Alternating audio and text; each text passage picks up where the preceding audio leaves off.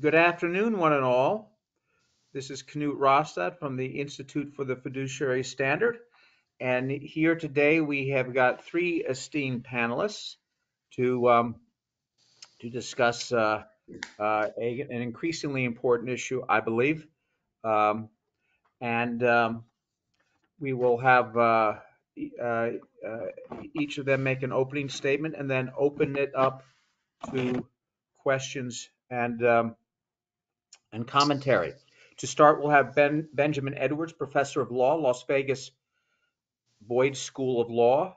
Then he will be followed by Professor James Tierney, assistant professor, Chicago Kent College of Law. And then batting next will be Rich Chen of Richard L. Chen LLC.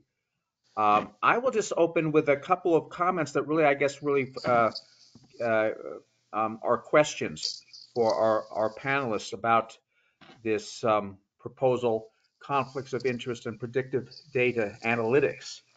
Um, and that includes um, perhaps just a matter of definitions. And that starts with what, how do we define or how do we think the SEC will define the term neutralize in the context of neutralize or eliminate conflicts of interest or the effects of conflicts of interest. And then another question that I have is the definition of conflicts of interest as it is used here, and that is just reading from the proposal uh, that takes into consideration an interest of the investment advisor or natural person. Um, and I look at that definition and I wonder whether that's an increasingly broadening of the concept of conflicts of interest in a way that is quite different from the way it has been defined in earlier times. And that what I what I mean by that is that I think when we go back to and look at the 40 Act and we look at the Supreme Court case regarding the 40 Act, it was clear that the conflicts of interest uh, refer to some sort of third party incentive that could get between um, the advisor and his or her client or something like that. Now I think we are in a place where conflict of interest has been defined by the SEC now to mean something that is more akin to a business interest. And my notion is that there is a difference between a business interest or a conflict of interest. At least there used to be. That is significant. And now we've got this notion of takes into consideration an interest of the investment advisor. And that sounds on its face to be so broad to make one wonder whether there is anything that would not fall into the definition of conflict of interest. And anyway, I sort of make that comment, as I say, pose it as a question to our panelists. And among other things, we'll look forward to how you address that particular question. So with that a short introduction, I'll hand the mic over to Professor Ben Edwards. Well, so first, thank you for the introduction and the welcome and the opportunity to speak. This is an issue that the SEC has been focused on, for some time. It grew out of an initial request for information around digital engagement practices. Professor Tierney, who you will hear from soon, has a paper in the Duke Law Journal, called "Investment Games," touching on these issues. He has another essay out, on this very topic, and expect he'll be submitting a comment letter on this as well. The comment period for this rule ends on October 10th. So there is a lot of support for the proposal and opposition for the proposal already in the comment file, but it's an issue that I think is likely to continue. So with my brief time, I'd like to focus on why I think the SEC is right to generally be moving in this direction. This is a rule that's going to apply across the waterfront, so not just to registered investment advisors, but also to brokerages.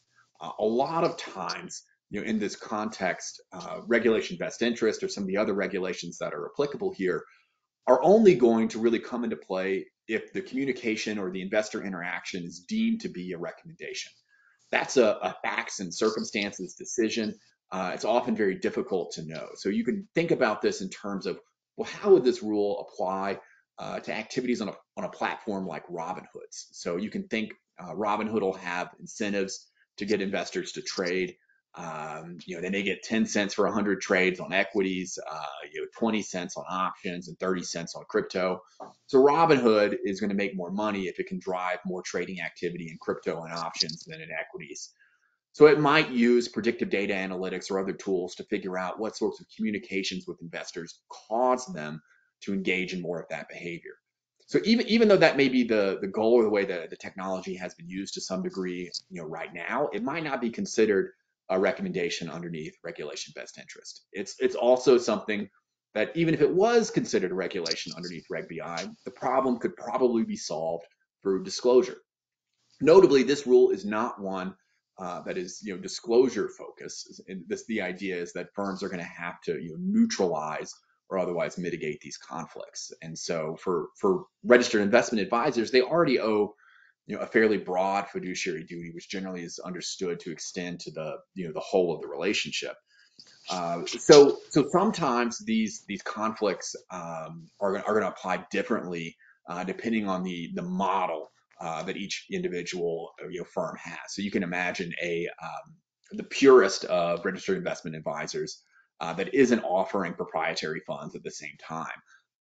They're probably not going to have an enormous number of conflicts, but you can also see where conflicts will arise if a firm is recommending or using these kinds of tools to recommend its own products over others. The rule permits them to still include their own funds and these sorts of things, so long as they take steps to neutralize that conflict. So, for example, if you're using some kind of tool to make recommendations, if the tool is not considering the firm's own financial interest or what pays the firm more when making that recommendation, it's going to be permitted underneath this rule. So this is one way to think about this also is that the situation we're facing now is with the amount of data that is now available to these firms, you're going to see increasingly specific recommendations or increasingly specific changes to interfaces and platforms, depending on what a brokerage firm or an advisory firm knows about a particular customer. So one way to think about it is you may be having investment firms tying fly fishing lures that are calibrated to each individual investor. And the idea here is that if you're using that kind of technology in that way, the SEC wants to be on top of these conflicts. My view here is that ultimately this is a good rule, I think, to get into place because if we don't do something now, at the rate of technological change, the SEC is going to be playing whack-a-mole, trying to make retrospective rules, again and again and again to address pieces of technology. The idea here is to put in place a framework for addressing conflicts and allow firms to create their own policies and procedures to deal with that. So I generally am broadly supportive of it. And I think it offers a chance for the industry to continue using technology at probably a lower cost ultimately than if the SEC were making individualized rules for each additional piece of technology. So with that, I'll yield the rest of my time. I'm going to have to slip out because daycare waits for no man. Thank you, Professor Edwards, and good luck in your journey to daycare. Next, we have Professor James Tierney, who I understand has a few thoughts on this and matter, and look forward to hearing them. Professor. Excuse me. Yeah, thanks very much, Knut, and to the Institute for the opportunity to chat about this topic today. I think from my perspective, the real headline takeaway is that the SEC's focus on technology and not just a longstanding legacy category of recommendation as a kind of interaction that you see in financial advice is acknowledging the changing role that advice has had over the last couple decades, and in particular, the role that conflicted advice can play in shaping investor behavior and broader market outcomes. Ben Edwards has written in kind of some other work about how conflicts of interest can drive capital misallocation and things like that. And I think the SEC's rule recognizes that there are meaningful economic consequences of conflicts of interest that may remain unaddressed, and the rule takes some steps to mitigate them. My own view is that this is a pretty significant regulatory evolution beyond, the baseline of Reg Best Interest, under which, the focus was primarily about this historical, vision of how financial advisors interact with their clients. And today, algorithms not just power the kinds of interactions that Ben was talking about, right? Getting A/B testing to figure out whether or not you're going to trade more after seeing one kind of push notification or another. But algorithms drive and data analytics drive all sorts of investment advice, right? The use of Monte Carlo simulations to simulate potential outcomes from some some portfolio across 10,000 different possible, scenarios might be used to give investors a view into what their preparedness level is for their financial goals, even if that sort of thing might not, in the particular facts and circumstances, qualify as a recommendation. So from this perspective, it reflects both the power and the prevalence of these algorithms in shaping the way financial advice is given today. And as we will probably talk about a little bit more, the SEC has taken an approach that focuses, in my view, on the potential that firms are not going to be aware of, and so are not going to manage certain kinds of conflicts of interest, and that the risks associated of not being aware and not dealing with your conflicts might be an even greater risk, or perhaps an area of concern than in the case of kind of a face-to-face human interaction. And so I do think that this is kind of an important change in regulatory approach. What I find particularly interesting about what the SEC has proposed here is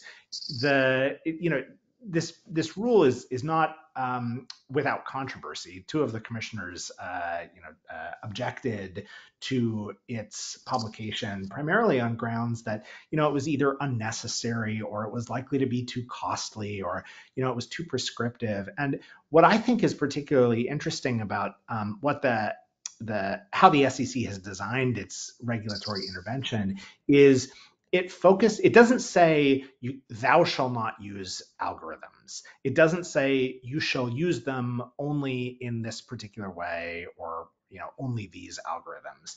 Instead, the big picture is the proposed rule directs firms. Well, it does two things. It says, look, if you're going to have a conflict of interest in the use of certain technology in your interactions with investors, you have to figure out what to do with that beyond just disclosure. You have to eliminate it. You have to neutralize it. We can talk about what that means, but that's good as far as it goes. But when the rubber hits the road, the SEC has added an enforcement mechanism that looks kind of different from just that conduct rule. You have to do something with respect to your conflicts.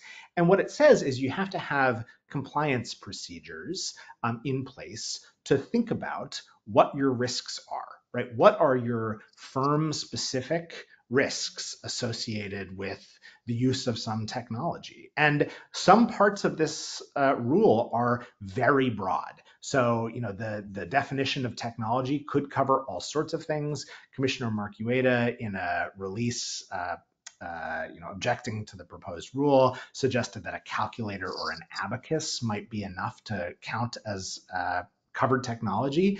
And that may well be true, but I think it overstates what the implications of this rule might be. What it suggests is not that you can't use an abacus or a calculator in the provision of financial advice, but if you're going to do that and have that be an input to investor interactions, you have to figure out what the kind of conflict of interest risks are associated with the use of that technology, and then take steps to have procedures in place to make sure that you are procedures that are designed to implement this conflicts rule, right? And that you have to do testing and periodically and review your procedures. All of this is to say that when the examinations team or SEC enforcement comes knocking, for most firms, the problem will not necessarily, in my view, the biggest risk for firms is not that they will, be faulted for a single instance of a conflicted use of technology in an investor interaction,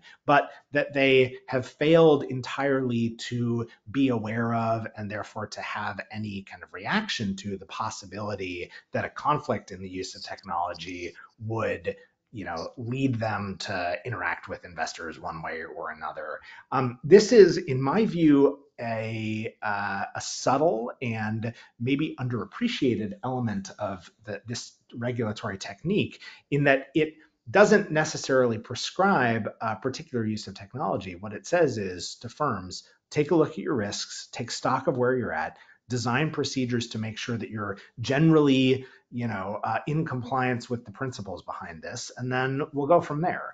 And so, my own view is that it's not clear what we could have done, what the SEC could have done to, and we as like kind of a community thinking about how to design regulatory interventions like this, how we could design this kind of regulation in a way that achieved its goals without kind of being more prescriptive. So, I'm optimistic in this proposal. I am confident that it both fills an important regulatory gap and is a needed response to extending principles of investor protection to interactions that right now are probably not covered by existing law. And I think it will have probably pretty far-reaching consequences across the financial advisory ecosystem. So with that, I think I'll pass it off to Rich, unless Knut, you have any other comments. And I'm also happy to discuss more questions a little bit later. I know I've got a couple of questions or comments, but I want to wait till Rich gets up to bat so he can have his time. So Rich, you're Yeah. on. Okay. Good. Thanks, Knut. So just to make this interesting, I will try to argue the other side of the equation with the full understanding that technology has significant impact on the delivery of advice. And as we've seen in a variety of circumstances, including issues with respect to gamification, right? Investor behavior can be significantly impacted by, so technology. I think from, from the perspective of those who are concerned about the way that the staff went about putting together the rule is that it's understandable if there is a new concern, right, related with respect to technology in terms of how we address conflicts of interest, right? I think part of the challenge is that the staff, at least from what I understand, seems to suggest that this isn't really a changing or moving of the goalpost with respect to sort of what the expected standard of conduct is.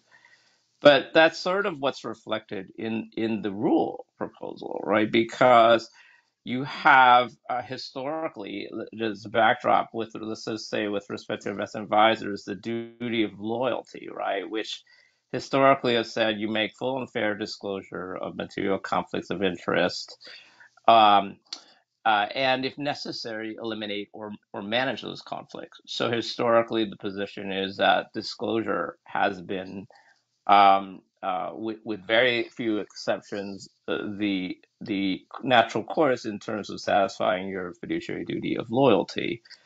Um, with rulemakings, which not necessarily even sort of started with this. I mean, I think even in the private fund rule adopting release, right, you see certain types of preferential treatment related to private funds, including preferential information and redemption rights, which the staff, flatly said, no, I don't care how much you disclose that. That's not something that we're going to allow, right? Um, and this one expands that a bit more to say, unless you eliminate or neutralize these conflicts, you can't use the covered technologies. And so in a way, this is definitely uh, seemingly a significant expansion in terms of how conflicts are to be addressed. Not to mention the fact that conflicts are wholly sort of expanded in terms of the way that the SEC looks at it from this rulemaking, right? It's no longer required to be an element that is the interests are contrary to those of investors. It's simply taking into consideration the interests of a broker dealer or advisor, right? So even looking at that from a historical standpoint in terms of thinking about sort of how the SEC has looked at conflicts, seemingly, although they sort of protest otherwise, does seem to suggest the expansion of the duty of loyalty that's owed, right, by advisors. And so, I mean, let's sort of talk about sort of how practically that raises an issue, right? For instance, you have now advisors that are allowed to have um, a limited universe of investments that they recommend to their clients and manage based on that.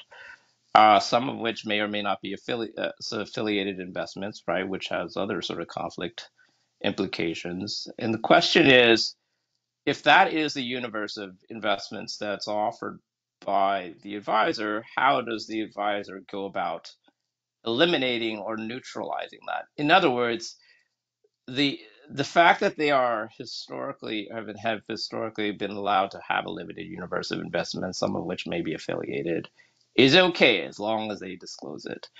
However, when it comes to the use of the covered technologies, in terms of how that's delivered and communicated to investors, that would not be permitted.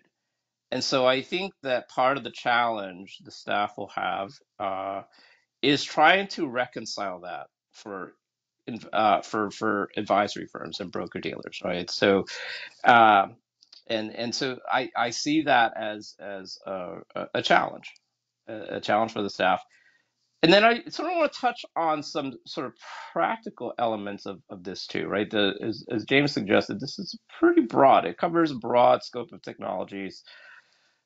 My concern arises out of the fact that in order to identify, right, identifying conflicts and to eliminate or neutralize them with respect to technologies that advisors utilize, creates a potential for a very unlevel playing field, right, or unequal playing field where you have advisory firms and broker dealers who have significant resources to be able to delve deeply into sort of the technologies that are utilized and increasingly going to be utilized, whether it's machine learning or sort of other types of products that are on the horizon, right?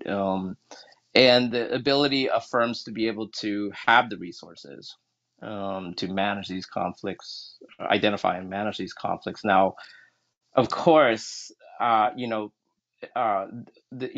advisors and broker dealers should not be utilizing technologies that are sort of not wholly understood. But I think that putting the onus on them to ferret out all of these things is going to be a challenge and potentially uh, creates a significant impact, adverse impact for those who are smaller firms who, maybe because they're not able to do this or not able to utilize the technologies. I don't know. I mean, it's something to think about. These are sort of some of the concerns that I have, and with full understanding that the staff is still fleshing this out as we understand it. Private fund advisors have recently still been getting questions from the staff in terms of how they're using predictive data analytics. So, and with a turnaround time that's pretty quick in terms of when to get responses. So it seems like there's still definitely sort of discovery out there, and it's a whole new world understandably where everyone's trying to navigate. But the inconsistency is what's concerning from my perspective. Thank you. Thank you, Rich. Thank you. Yeah. Um, Before letting Brianna sort of, I think she's got a whole list of questions for you guys, but I want to come back to the question that I had up front, and I somehow didn't hear it addressed, and that has to do with the definition of conflict of interest, and that has to do with what I perceive to be the broadening of the definition of conflict of interest to include a whole array of things that is.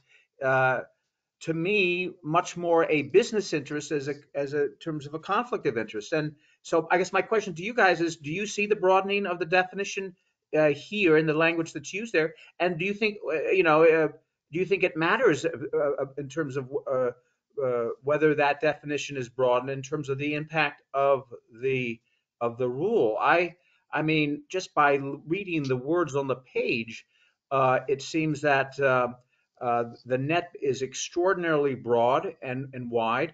And so anyway, I'd be interested in whether you two how you see it and whether you agree or disagree. And I'm particularly interested if you disagree because then I might learn something. So James, Rich, uh, what are your thoughts on that question? Rich, why don't you go ahead and then I'll take it. No worries. So yeah, so Knut, I mean, I briefly touched on it. I mean, I do think that this is an expansion on what have we've historically looked at in terms of conflicts of interest, Yeah, and the fact that no longer does there have to be something that is detrimental to the interests of the client or the investor in order to uh, constitute a conflict of interest. And so that's part of the concern, I think, right? yeah, Realistically, is does this really meaningfully add to client protection, investor protection, or does it unnecessarily hinder I mean, there's the free speech element of it, right? And then there's the sort of use of technology in a way that not necessarily adverse to the interests of clients can actually sort of benefit advisors, which ultimately could be to the benefit of right. clients, right? So that's my perspective. Okay. Thank you, Rich. Yeah, I mean, I think I share the view that you know it is at least a different way of thinking about conflicts. It probably is an expansion, although it's not maybe not a question I have thought too deeply about. So Mm. I'm trying to hedge a little bit. But if you think about the amount of debate that we had during Reg BI about what the what the conflicts rules required with respect to kind of whose interests were placed kind of on a co-equal level or ahead of whose interests, that suggests to me that the SEC has always at least been attuned to the possibility that conflicts can arise out of ordinary business considerations, even without taking into account, the existence of the influence or incentives or inducements Yeah. offered by a third party. The existence of a third party may sharpen or increase the existence of a conflict. But Knut, to your point, I mean, I think when I read the adopting release, it definitely seems to contemplate that, uh, putting weight onto an advisor's own revenue interests, regardless of where that revenue is coming from, may well be something that gets swept in here.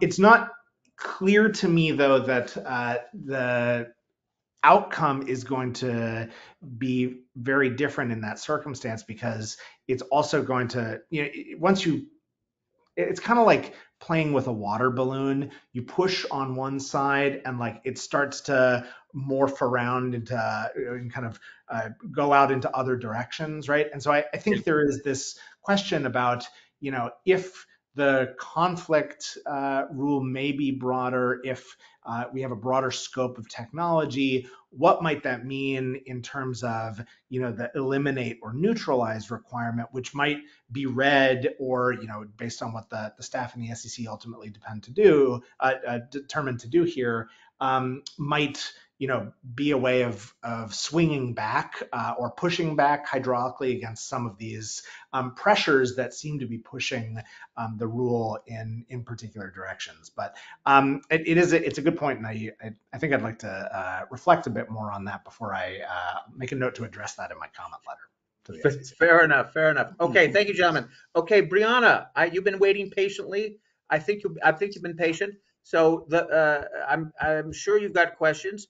So go for it. Hi there. Thank you so much for allowing me to listen in today. I really appreciate you guys sharing your different perspectives on the rule.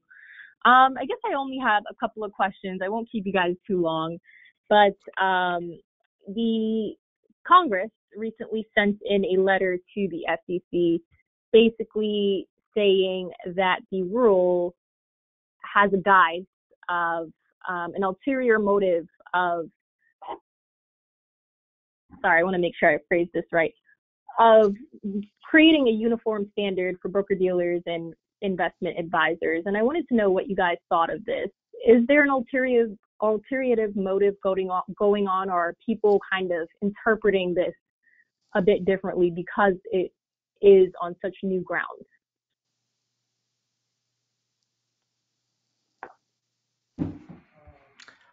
I guess I can jump in quickly. There's a cynical reading and a straightforward reading of a communication document like that, right? I think the cynical reading is that politicians are responsive to constituents, which include, in many cases, financial services industry, and to the extent that there are kind of powerful, well-heeled industry interests that see an expansion of the conflicts rules and an expansion of duties associated with them and new enforcement and liability risks, they don't like it, right? And so one play in all of these fights over regulatory policy is to try and show how things are purportedly, procedurally improper, or we're trying to bring up new topics or things that might be outside the scope of the SEC's authority. That sort of thing is pretty par for the course in this regulatory jockeying for outcomes. And so, I don't know that I would take that sort of quote for much more than face value. But I would say that it's not like this is kind of well, two things. It's not really like this is something coming out of completely nowhere. Gary Gensler has been focused in his remarks related to gamification and the use of data analytics and AI since the beginning of his tenure as SEC chair. And so I think he actually has been very clear in signaling that his concern has never been about, confetti on mobile trading apps, but it's about, the sort of ways that conflicts can shape how financial advice is presented, much in the same way that the Netflix recommendation algorithm might lead you to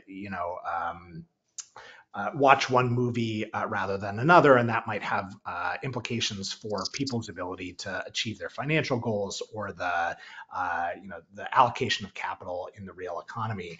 And from that perspective, I'm not sure that there is an ulterior motive if it's all been kind of something the SEC or at least Gensler has been signaling all along. I do think to the extent that the SEC had authority in Dodd-Frank to do something to harmonize the standards of conflict for broker dealers and investment advisors, and in at least some readings of the Reg BI fiduciary rules sort of package of reforms that we saw in 2019, to the extent that they either didn't really finish that work or did something different from what the statutory authority seems to contemplate, then it's not clear to me that this is like ulterior as compared to just implementing something that Congress contemplated they might do.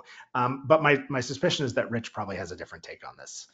No, actually, I kind of agree. I don't think that this was designed to be a backdoor way of harmonizing the standard. I think it is born out of a genuine concern with respect to sort of how this technology impacts the delivery of financial services, whether you're as advisor or broker dealer. The problem, I guess, what it has the effect, right, though, of doing that, because in essence, if you expand the definition of conflict and you require effectively that you can't engage in conflicted advice communications unless you without neutralization or elimination. It may not be the motivation, but it may ultimately sort of have the a similar effect, right? Brianna, that's a really good question. I'm going to jump in here, and I don't know if I'm going to disagree with both of you guys or not, but I'm going to say I don't think it's a matter of some sort of other ulterior motive. I think we've seen in front of us ourselves the SEC already moving in a uniform standard. They're just not calling it that, and they're doing that as I think witnessed in the language that they demand on Form CRS, for example, to say, I don't care what you guys think, you are going to be presented to the public as being pretty much the same. And and then and B, I don't know how else you interpret the fact that the staff came out, as James and Rich both know, in March of 2022 and warned RIAs against using the word fiduciary in their CRS because because they thought it was extraneous. Now, this is maybe this is more of a side door to get to a uniform standard, but I don't know how you can look at what they've done and not walk away saying that that is where the SEC is headed. And they started in 2009 under Chairman Shapiro. So anyway, I just wanted to add that. Okay, Brianna, if you had James. Yeah, good. Really quickly, just the gloss on what Knut just mentioned is, and I don't mean to put words in your mouth. What I take it to mean is that harmonization can mean a lot of different things, and it might mean if like an RIA fiduciary standard of conduct is here and like the pre-Reg BI standard for broker dealers was here, harmonization might mean bringing them up to the same level, but it also might mean bringing them down to an equilibrium level. And I think that's the point Knut was making. And that does seem to be if not, fully transparent, in practice way that the SEC has been handling. Well, the fact that the SEC sort of boasts the fact they haven't defined what best interest means for broker dealers on the one hand, and then on the other hand, they discourage RIAs from using the word fiduciary in their SCRS. I think that's where we're headed. And thank you, James, for that interpretation. But anyway, Brianna, did you have another question? No, thank you so much. I think that provided a lot of insight. Okay. All right. Um, I see that Andrew Fama is on the line, and he's one of our distinguished real fiduciary advisors, and he's also an attorney. And Andrew, if you're there and listening, if you've got a question, please feel free to pose it to our panelist here.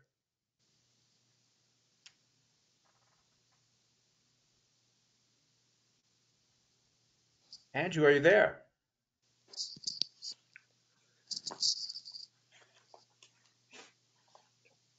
I I see you turned off. I thought you turned on your mic, but I don't hear you saying anything, Andrew.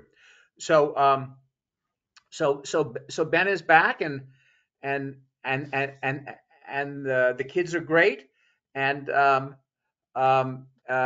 even though you've missed this extremely interesting conversation, Ben, did you? I don't know whether you wanted to add anything more uh, uh, to what you said, um, or not. So the only thing I would add is if you need to get a hold of me, it's benjamin.edwards@unlv.edu. And thank you for the thoughtful coverage on this issue. I'm sure Professor Tierney was fabulous as always. I wasn't here to hear it. And Rich, don't forget Rich. And Rich, exactly. Knut, Okay. can you hear me? Yes, I Can you can hear hear me? you. Andrew, Okay, go I on. apologize. I'm still trying to learn the system, apparently. So thank you very much. I really enjoyed and appreciated both Ben and James's and Richard as well. And it was very well done. And I hopefully some of the information that was imparted today will make it into the media stream, and people will pay attention. So I really appreciate what you guys did today. Thank you. All right. Well, thank you for your comment, Andrew. Yeah. All right. Any final comments, words of wisdom, thoughts, predictions from any of the panelists?